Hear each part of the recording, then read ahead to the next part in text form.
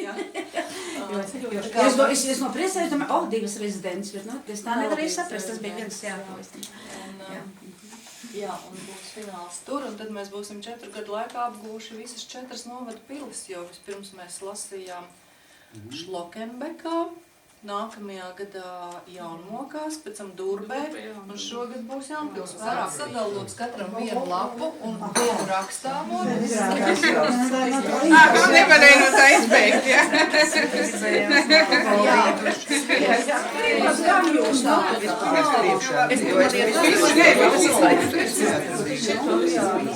Viņš ir pozitīvs. Vienkārši jauks stāsts. Ar tā ļoti uzrunāja. Tāpat arī tas pats vanadziņš, arī tēma līdzīga. Ļoti patika barons. Ļoti tāds, sākumā kļauj bija vienkārši šausmīga. Tā bija vienkārši šausmas stāsts. Un kaut kā tā, tie spilgtākie. Un smukuma saknes, arī atspēlēt šis te. Aizķērās ciet, ja cilvēks visādi centās izvairīties, kā saka, ja? Un tāds interesants atrisinājums, ja? Tur man atkal tā ir par šo te, mums jau nedēļu laikā, protams, katru dienu par to domāju, darot, kaut ko visu. Jo man uz darbu nav jāiet pensionāram, tā kā es tiešām brīvi varēju prātot un visādi izdomāties. Es paskatījos, tad es par kaķi, es domāju, latviešiem, skalvem tas gaišais, baltais kaķītis, bet bija tauta, kurai kaķis nozīmēja svētu dzīvnieku, tā bija Ēģipte. Pārbaudīju simbolu vārnīcā. Jā, senajā Ēģiptē bija dieviete, ģimenes, mātes, bērnu aizgādne, Basteta, manuprāt. Basteta viņai bija vārds. Basteta? Jā, un Ēģiptē, tai Bastetai, esot pat kaut kur gleznas vai gravīrs vai kas, kur viņa attēlot ar kaķi uz pleca, kaķis viņas svētais dzīvnieks. Aha, tā tad vēl kaut kādi motīvi, un tā man virknējās, tas viss, es domāju, Ēģipte, skaista zeme, Nīla, viņus tur auglību, debatiem, tīrumiem un laukiem, bet tāpat jau karoja, tāpat jau visāds ļaunums bija, un tā es tur tā virknēju. Un beigas, kā pasakā, ko es citu varēju. Tad vēl starp citu bija uzstādījums arī tajā gadā, kad jāturpina tās citas beigas, jāuzraksta, kā pēc iespējas saglabāt rakstnieka stilu un valodu. Tas arī nebija vienkārši, jo Skalde brīnišķīgi raksta. Es iesaku visiem šādu un tad paņemt, izlasīt Skaldes pasakas. Tur ir tāda poēzija, mīļums, sirsnība, latviskums. Viss viņam ir tāds apdvēseļots. Tās pašās kaķīša dzirnavās, kad cik poētiski tās sēras ķēniņa pilī, jo viņš sēro pēc sievas nāves un licis aizvilt aizkarus. Neviens prieka stariņš viņa pilī neiespīd. Un princese Ilzīte dzīvo lūk šai sēru atmosfērā un vienīgais prieks, vienīgā vieta, kur viņi atrodas. Tā kā lūk, un tur esot tiešām visos, es jau neesmu bijusi Ēģiptē, suvenīru veikaliņos esot daudz dažādu kaķa figūriņu, un viņi tā ilgi skatījušies, kas man varētu patikt, latviešu laikam runča tur nav. Nav tā Skaldes kaķīša, laikam tur nebija. Bet runājot par pasakām, kādas pasakas jums bērni vairāk prasa? Piedzīvojumu pasakas, modernās pasakas ar visām barbijām un čekiem tur visiem, lai būtu sižets, kaut ko vienkārši, kaut ko par dabu arī kādreiz prasa. Un kāpēc es to sāku runāt?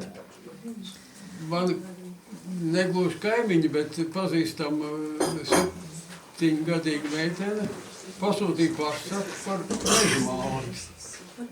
Meža māti. Par meža māti vienkārši viņa saka, man negribās tur tās modernās pasakas, un to teica gan viņas mamma. Viņai nepatīk tur tās sašās, tur tās ar visādiem piedzīvojumiem bagātās. Un es atrakstīju par meža māti, par to, par dzīvnieciņiem, par vēja māti, par... Piemēram, tu nerakstījies, kāpēc vienā dzejolī bija, es saprotu, ka tas vārds, man arī tas ir viens no mīļākajiem angļu vārdiem, jo viņš ļoti labi skan. Umbrella, lietussargs.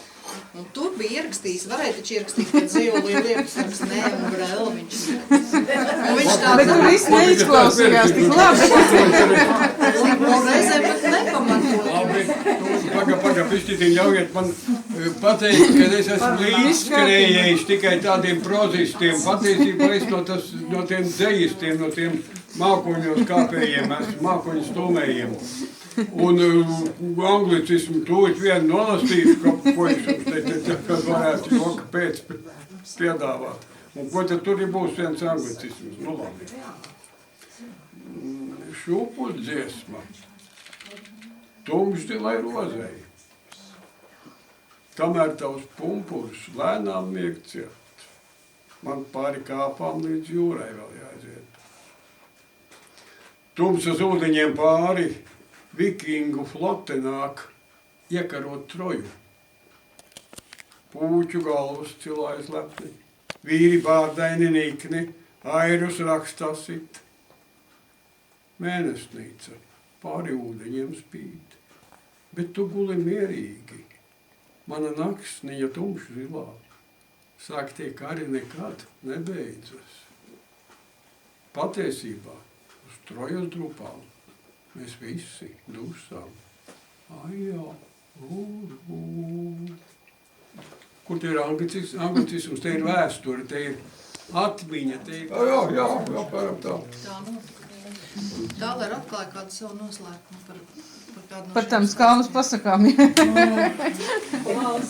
Man vislabāk patika par Gunta Tāler šis tauriņas pārni, kad patās autors stāstīja par dzeju un par visu kaut ko saistīto. Es tagad citēju Tāler vārdus no tauriņas pārniem. Viss ir saistīts. Ļoti skaudri kaut kā man tas stāsts par to. Man tas sasaistījās ar tām izdzīvošanas somām, kad viņi tur iet par to mežu un dzīvo un satiek to vēl vienu cilvēku. Ja, tās arī bija manas tās fantāzijas par šo tēmu, kas man pamudināja kaut ko tādu rakstīt. Sākumā es biju domājis kaut ko garāku uzrakstīt, bet tagad tieši bija šis konkurss un man likās, ka tur varētu būt atbilstoši tur tēmas. Pašai viņš liekas tāds mazliet nepabeigts, tur varētu turpināt vēl, kas notika pēc tam. Kas bija tā gaļa, ko viņi tur savoda, kas tas patiesībā bija. Jā, paliek tāds, intriga. Bet jā, tur pat nekāda noslēpuma nav. Es bieži par to domāju, kas notika? Tur notika tā x stunda, droši vien visi par to esam domājuši. Ko mēs iesākt ar to savu muļķīgo somu, kur laikam pēc priekšrakstiem jābūt ir 9 litriem ūdens, un tad iedomājieties, ko tu tur vēl tur var iebāzt. Tur ir spainis ar ūdeni iekšā. Tur neko nevar ielikt. Un tālāk, ko mēs darīsim? Iesim mežā?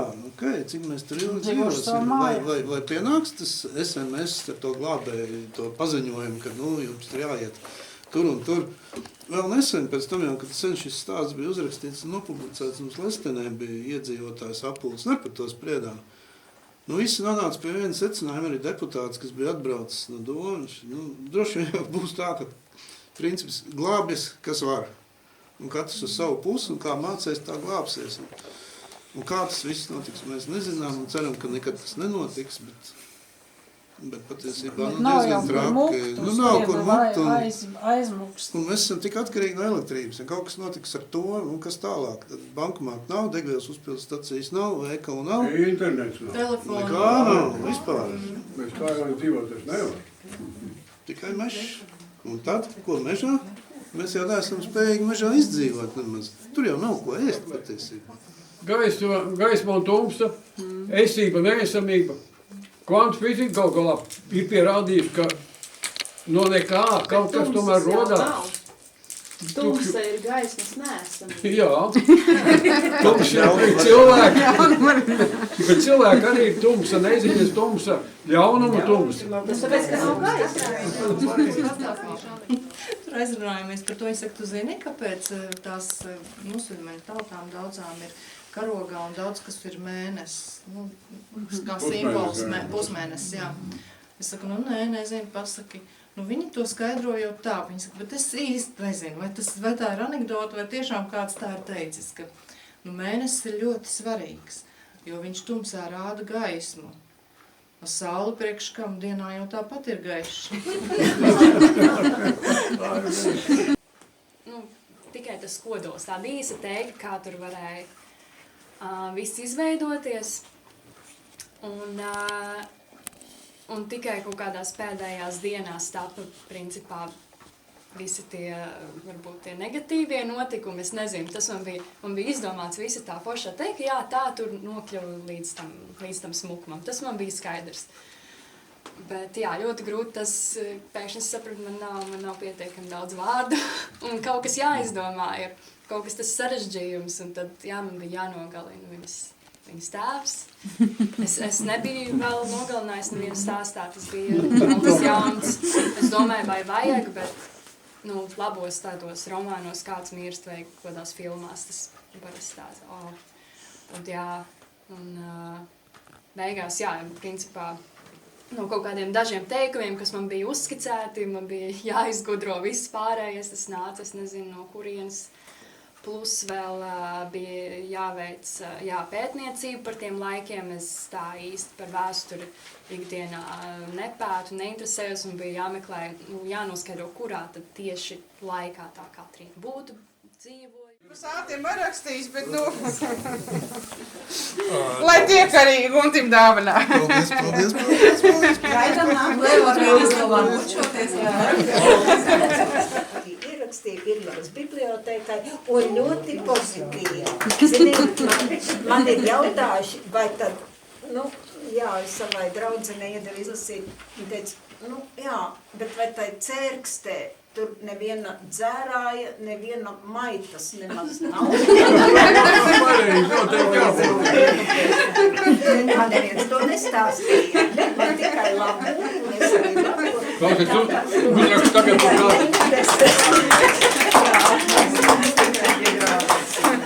kādu bombas ir noķēt, noteikti uzrakst par tiem. Mēs prasam lasītājiem.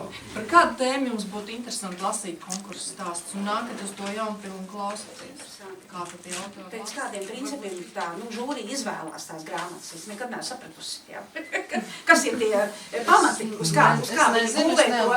Jā, tāpēc es saku, kāpēc jūs tā prasa, ko ierosināt, ko varētu interesēties, kas varētu būt tā tēma, par ko rakstīt. Es tiešām nesaprotu. Nē, ir ļoti grūti, es arī biju, teiksim, nu, jāsaka, bija lasīt Patiks fórumā, kur es biju Olainē, ja. Nu, kaut kāds knips ir jāatrod, ja, nu es nekam neesmu pēdējos gados atradus, lai tie jaunieši būtu tik tā, kad viņi lasītu uz nu tā, lai viņu aizrautu līdz sirds dziļumiem, ja, nu, kaut kas tāds ir jāpiedomā, ja, jo ir dažādas pieredze, ir sākot ar skolu, kur